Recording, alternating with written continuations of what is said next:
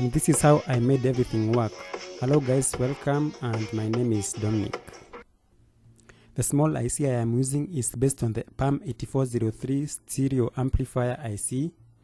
It's a 3 watts output IC, and the PCB itself is well labeled. On your left side you can see the channels for your audio output as well as the inputs at the bottom, and at the middle we have your power inputs. So for my audio signal input I'm using this headset cable.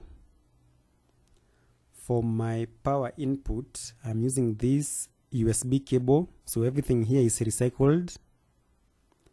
For my speakers, I got a broken TV, so I removed these speakers. They are 6 ohm speakers and powered at 5 watts, rated at 5 watts I mean, so there are 2 of them. So everything here is recycled apart from the PCB itself. So here I'm soldering everything. The thing I'm soldering right now is the audio input signal, and this is how everything looks after everything has been soldered.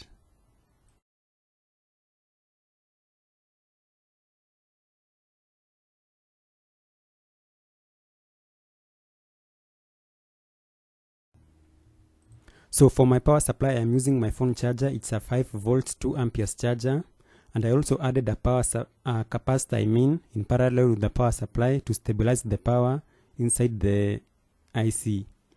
So my input I've connected to my phone, and those are the 2 speakers. So now this is the testing phase.